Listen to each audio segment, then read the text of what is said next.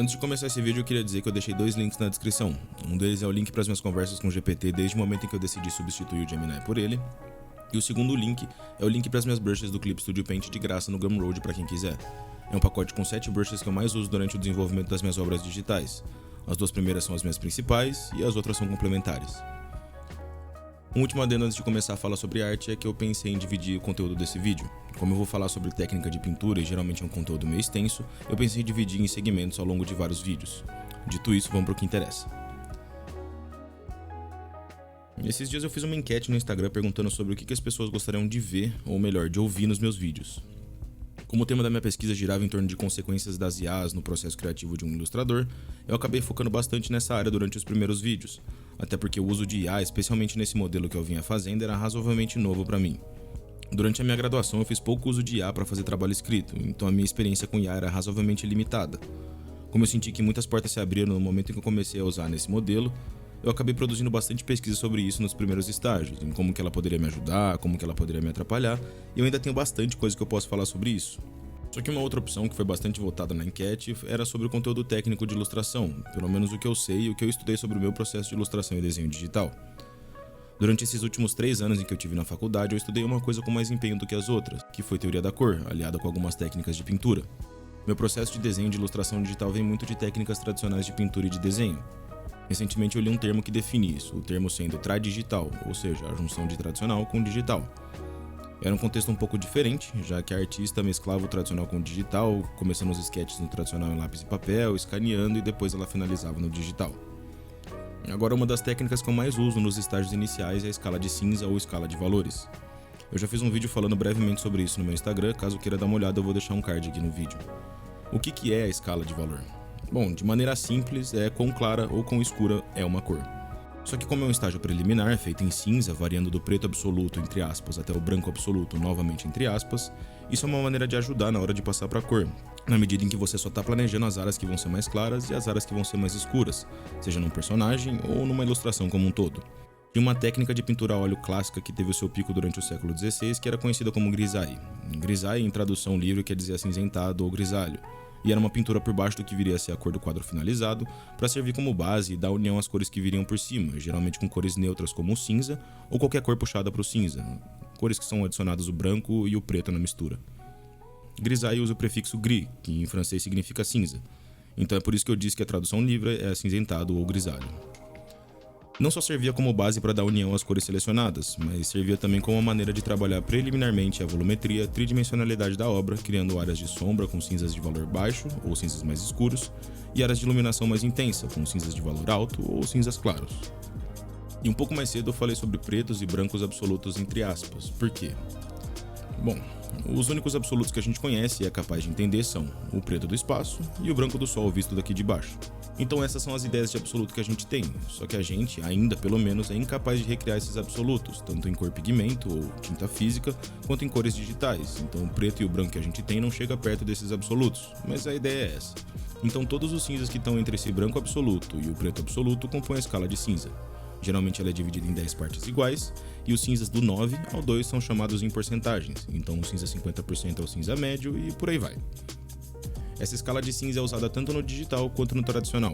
Inclusive, em um dos livros que eu li sobre pintura tradicional, o autor sugere fazer essa escala de cinza fisicamente em uma ripa de madeira para saber o valor das cores que ele estava escolhendo para usar na pintura, o que é muito útil para a coesão da peça e para as cores fazerem sentido na obra.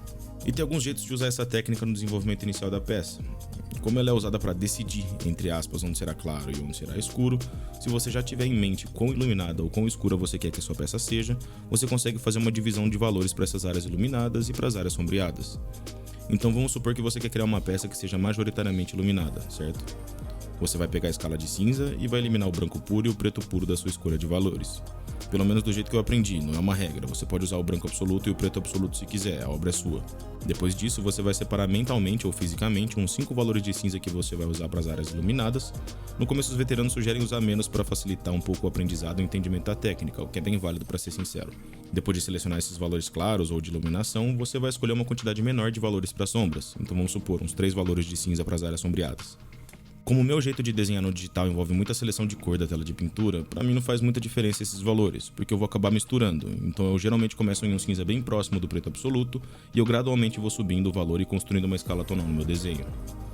A ideia é que, como a sua obra vai ter a sua maior parte na luz, você tenha mais variação tonal nas partes mais claras, possibilitando mais detalhamento dessas áreas, enquanto as áreas sombreadas vão ser compostas por sugestões de detalhe com bastante forma blocada, já que a sua seleção de valores para as áreas sombreadas é menor do que as áreas claras. Isso gera um contraste na obra, tanto um contraste claro-escuro, quanto um contraste de detalhamento de texturas. Então as áreas mais claras serão as mais detalhadas, que vão ser o ponto focal da obra, e as áreas mais escuras com menos detalhes, só com sugestões, áreas de respiro ou de descanso. Nesse estágio você está com a obra pré-planejada, e eu digo pré-planejada porque você só selecionou os valores de cinza para começar a pensar na obra.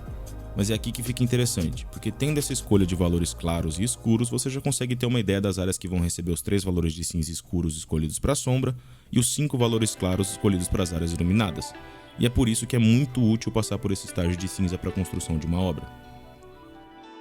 A escolha de cores eventualmente acaba ficando mais fácil porque você acaba seguindo a lógica dos valores que você selecionou e dos lugares que você planejou no canvas, físico ou digital. E para usar a escala de cinza na roda cromática de programas de pintura digital é fácil. Eu tenho preferência por 2 tipos de roda cromática. As duas têm um círculo cromático em volta, só que o miolo de uma é um quadrado e o miolo da outra é um triângulo. Eu particularmente prefiro a do triângulo porque é menos informação, transformando a escolha de cores em um tópico um pouco mais fácil, já que você tem a escala de cinza na aresta esquerda extrema do triângulo e a cor extremamente saturada na ponta direita do mesmo triângulo, no lado oposto do cinza 50%. E aqui, por intuição, você faz as escolhas dos cinzas que você quer usar, tendo uma ligeira noção de que essa escala, para facilitar, é dividida em 10 quadradinhos iguais. Um ponto que eu acho interessante de falar e que eu aprendi até que recentemente é que o ponto mais claro da sombra nunca vai ser mais claro que o ponto mais escuro da luz, e vice-versa. O lado sombreado não recebe luz da fonte principal de iluminação. Pode receber de uma fonte secundária, mas para fins de entendimento, a gente vai supor que é só uma fonte emissiva de luz, o céu ou o sol. O que ele recebe é uma bounce light, ou uma luz rebatida em tradução bem literal, que é a luz que bate em alguma superfície e reflete no objeto. Essa luz nunca vai ser tão intensa quanto a luz da fonte principal, porque, pela física, quando a luz bate em uma superfície rugosa, ou seja, quase todas as superfícies que a gente conhece, os raios luminosos acabam se dispersando, fazendo com que a intensidade da luz refletida seja um pouco menor.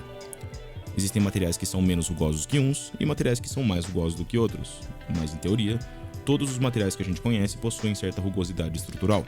E também existem materiais que são especulares, como um espelho ou metal polido, que refletem quase que perfeitamente os raios luminosos. Como eu falei, não existem materiais que refletem a luz no mesmo ângulo de incidência. Esse material seria uma superfície perfeita, entre aspas, sem rugosidade, sem atrito nenhum, e até onde eu entendo, esse extremo não existe. Eu não sei se vocês já assistiram, mas tem um episódio do Rick and Morty que o Rick fala sobre isso. E por que eu falei tudo isso sobre física e luz refletida? Porque quando você for desenhar a bounce light na sua obra, você tem que lembrar que o ponto mais claro na sombra nunca vai ser mais claro que o ponto mais escuro da luz. E também vale lembrar que as cores reagem de forma diferente conforme as cores que estão em suas voltas. Então, um cinza 70% vai parecer muito mais claro que um cinza 90%, mas ele vai parecer muito mais escuro do que um cinza 50% ou um cinza 60%. Então, se os valores que você escolheu para a luz terminam num cinza 50%, vamos supor, você não usaria o 70% em uma área iluminada da sua peça. Do mesmo jeito que você não usaria o cinza 50% em uma área sombreada da mesma peça para fins de credibilidade e de coerência, mas se quiser usar, pode usar, não é uma regra absoluta, você não vai ser preso. Eu acho que eu já passei bastante informação nesse vídeo. Eu falei que eu ia dividir em segmentos, mas talvez eu faça mais, dependendo de quantas informações eu conseguir coletar sobre os assuntos que eu quero falar. Por enquanto eu só toquei na superfície sobre esses assuntos, então ainda tem bastante coisa para compartilhar. No próximo vídeo eu vou falar sobre a construção de thumbnails para ilustração completa, em escala de cinza, que eu acho que é um tópico interessante, e aproveitar que eu tô falando sobre fundação das obras e estágios preliminares. Como combinado, eu deixei o link das conversas pro GPT na descrição e o link para as minhas brushes também. Eu espero que aproveitem, até a próxima. Fui!